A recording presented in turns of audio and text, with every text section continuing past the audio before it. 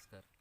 हा माझा multiple profit income नावाचं यूट्यूब चॅनल आहे. या यूट्यूब चॅनलच्या माध्यमातून मी ज्या आपल्या गरजा आहेत आणि आपले स्वप्न आहेत, आपले जे समस्या आहेत, त्याच्यावरती मल्टिपल प्रॉफिट इन्कम हे का गरजेचं आहे याविषयी या यूट्यूब चॅनलच्या माध्यमातून सांगत असतो. तर हे मल्टिपल प्रॉफिट इन्कम हे का गरजेचं आहे याविषयी सांगत असताना मला असं सांगायचं आहे की आता मी जसं म्हटलं की आपल्या समस्या आहेत, आपल्या गरजा आहेत आणि आपली स्वप्न आहेत. तर आता आपल्याला पहिल्यांदा काय आहे की गरजा काय आहेत. तर आपल्या गरजा म्हणजे काय की आज जी नोकरी आपण करतो ती एकच नोकरी बरेच जण करत असतात. फार थोडे जण असतात की जे नोकरी व्यतिरिक्त इतर इन्कम करत असतात. तर एका नोकरीमध्येच फक्त तेवढ्या नोकरीच्या पगारावरती सगळ्या आपल्या ज्या गरजा आहेत त्या पूर्ण होऊ शकत नाही. तर गरजा काय असतात की आपण ज्या ठिकाणी राहतो ते बरेच जण असं वाटतं की स्वतःचं घर असावं, भाड्याच्या घरापेक्षा स्वतःचं घर असलेलं चांगलं. तर हे घर जे आहे ते फक्त पगारामध्ये होत नाही, कारण आज घरांच्या किमती भरपूर आहेत. या घरांच्या किमती एवढ्या भरमसाठ आहेत की त्या आपल्याला परवडत नाही. तर आपल्याला काय आहे की नोकरी ही करत असताना ती घरं जी घेणं आपलं जे गरज आहे, म्हणजे आपल्याला एक स्वतः कुठेतरी एका ठिकाणी त्या घरामध्ये आपण व्यवस्थित चांगल्या रीतीने राहू शकतो. आपलं भाड्याचं घर असलं की काय होतं की प्रत्येक 11 महिन्याच्या करारानंतर ते घर बदलत राहायला लागतं. एका घरातनं दुसऱ्या घरात जात असताना सामानाची मोडतोड होते, बरंचसं नुकसान होतं. तर स्वतःचं घर असणं हे असं गरजेचं वाटतं. त्यानंतर आता दुसरी गोष्ट गरजेचीच म्हटलं गेलं तर आज जी महागाई आहे त्या महागाईच्या मानाने आपला पगार हा खूपच कमी पडतो आणि हा पगार जो आहे तो आपल्याला जो आहे तो पुरत नाही. कारण मुलांच्यासुद्धा गरजा असतात आणि आईवडील जर का आपल्यासोबत राहत असतील तर त्यांच्या गरजा असतात. प्रत्येकावरती काही ना काहीतरी खर्च करायला लागतो. आता मुलांचं शिक्षणच घ्यायचं झालं तर मुलांचं शिक्षण हे आज एवढं महाग झालेलं आहे.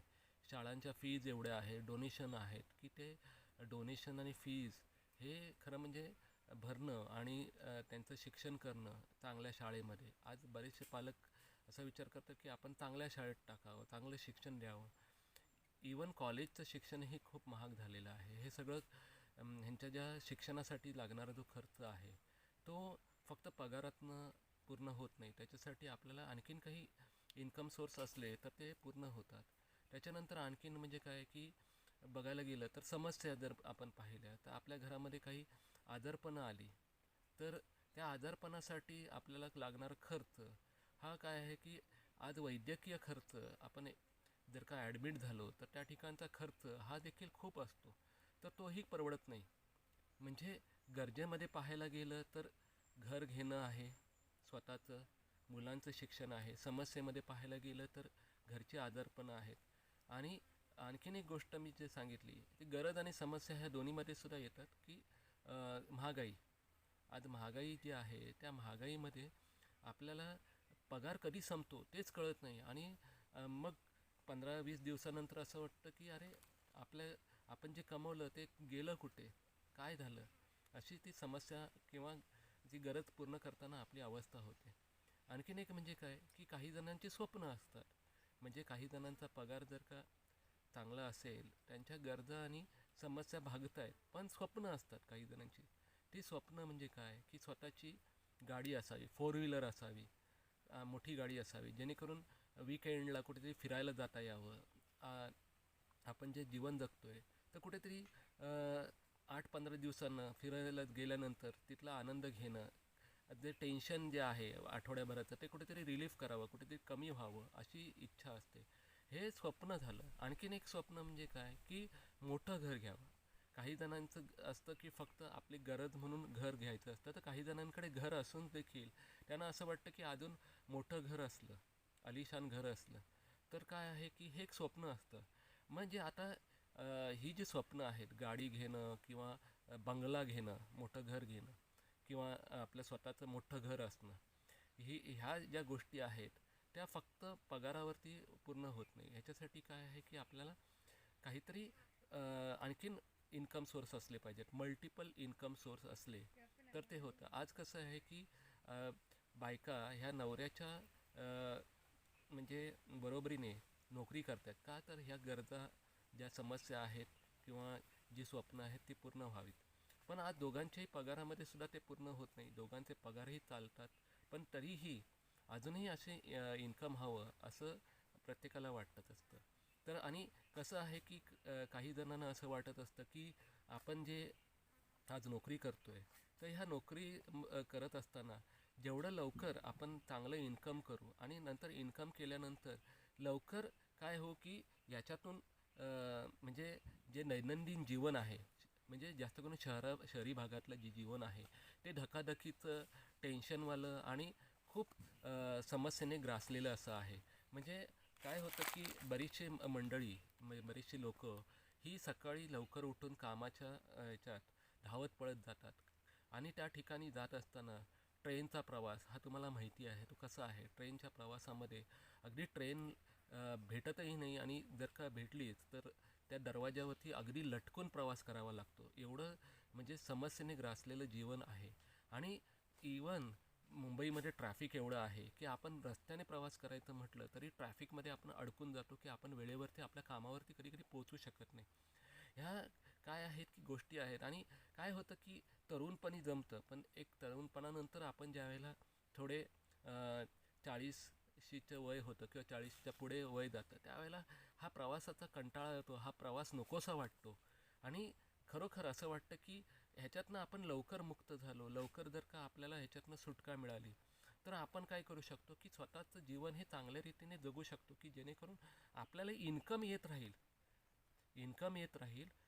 आणि काय आहे की नोकरीवर जाण्यापेक्षा काहीतरी वेगळ्या रीतीने आपण इन्कम मिळवू शकतो घरी बसल्या. ऑनलाईन पद्धतीने पण आपण असं म्हणू शकतो की आपल्याला इन्कम यायला हवा असं प्रत्येकाला वाटत असतं. आणि कुटुंबाला वेळ द्यायला मिळायला हवा असं प्रत्येकाला वाटत असतं. कारण कसं होतं की मुंबईसारख्या धकाधकीच्या जीवनामध्ये सकाळी माणूस जातो तो रात्री उशिरा येतो.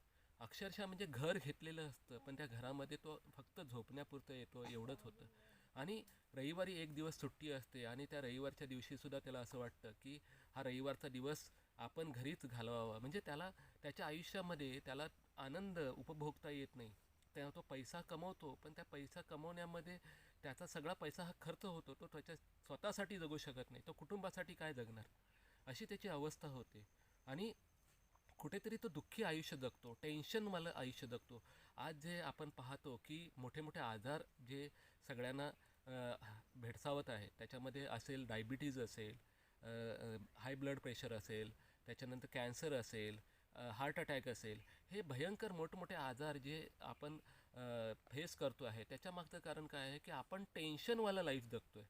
तर हे टेन्शनवाला लाईफ का जगतो आहे, कशामुळे जगतो आहे, तर ह्याचं कारण म्हणजे काय, फक्त एकच इन्कम आपण काय करत असतो त्याच्यावरती जगत असतो आणि एका इन्कममध्ये ते होत नाही. हीच वस्तुस्थिती आहे आताची सध्याची. तर आपल्याला काहीतरी वेगळ्या रीतीने आणखीन पैसा मिळवावा असं वाटतो. बघा तुम्हाला एक शेतकऱ्याचं उदाहरण देतो. आता शेतकरी हा देखील काय करतो, पारंपरिक पद्धतीने जर का शेती करत असेल तर त्याला भात शेती असेल किंवा आणखीन पावसावर अवलंबून असणारी शेती जो करतो, तर काय होतं कधी कधी की भरपूर पाऊस पडला, महापूर आला तर त्याचं पीक वाहून जातं. किंवा कधी कधी काय होतं की काही वर्ष हे दुष्काळ पडतं, त्यामुळे काय होतं की पीकच येत नाही. म्हणजे त्याला ह्या समस्येला सामोरं जायला लागतं बऱ्याचशा शेतकऱ्यांचं. त्यामुळे काय होतं की आत्महत्या करण्या वाचून गत्यंतर नसतं. कारण शेवटी पैसा हा हवाच घर चालवण्यासाठी. आज तसं बघायला गेलं तर नोकरीमध्ये सुद्धा तसंच झालेलं आहे. तुम्ही कुठेतरी नोकरीला असाल तर सध्याच्या नोकऱ्या ह्या फार अशा झालेल्या आहेत की तुम्हाला पूर्वी एका महिन्याची नोटीस देऊन काढलं जायचं की तुम्ही नोकरी बघा, एका महिन्याने तुम्हाला काढण्यात येईल. त्यांचे काही XYZ प्रॉब्लेम्स असतील, आपण त्याच्यावरती आता बोलूया नको. म्हणजे आपल्याला एक महिन्याची नोटीस दिली जायची. आता काय होतं की तुम्हाला नोटीस दिली जात नाही, तुम्हाला दुसऱ्या दिवशीच सांगितलं जातं की तुम्हाला पुढे फॉरवर्ड करता येणार नाही, तुम्ही आता तुमची नोकरी दुसरी कुठेतरी बघा. म्हणजे अक्षरशः माणसाला अ, अस्थिर असं जीवन झालेलं आहे. की मी जसं सांगितलं की शेतकऱ्याचं, आता शेतकऱ्याच्या बाबतीत बघायचं झालं तर शेतकऱ्याला आता जोडधंदा म्हणून काहीतरी करावा लागतो. कारण शेवटी संसार घर चालवायचं तर त्याच्यामध्ये कुक्कुटपालन असेल, शेळी मेंढी पालन असेल, मत्स्यपालन असेल, आणखीन असे वेगवेगळ्या प्रकारचे जर का त्याने शेतीवर आधारित जोडधंदे केले तर त्याचं घर हे चांगलं चालतं. आता जे नोकरदार वर्ग आहेत त्यांच्यासाठी सुद्धा असं काहीतरी असायला हवं. मग त्याच्यासाठी मल्टिपल सोर्स इन्कम असेल, कुठून तरी पैसा येण्यासारखं असेल, तर आज नोकरी नसली, पार्ट टाईम पण करता येईल किंवा नोकरी नसल्यानंतरही करता येईल. ह्या दोन्ही पद्धतीने करता येईल.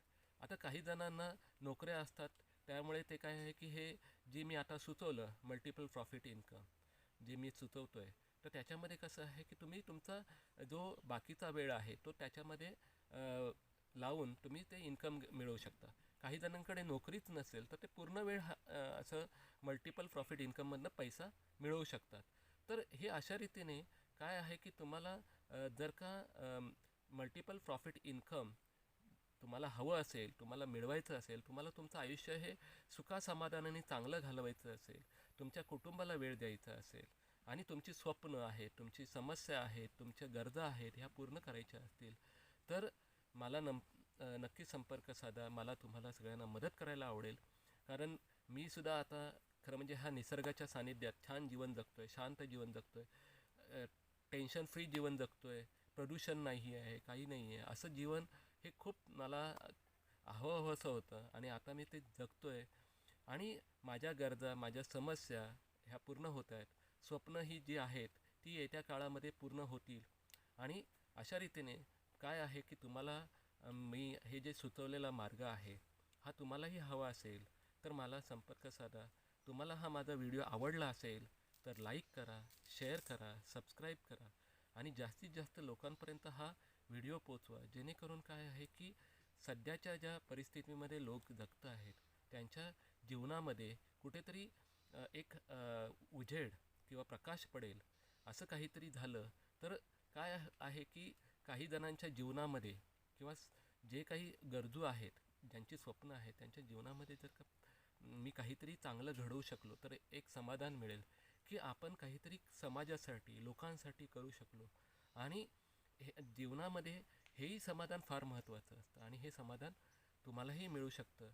तुम्ही देखील अशा मल्टिपल प्रॉफिट इन्कममधनं चांगल्या रीतीने आयुष्य जगू शकता. धन्यवाद.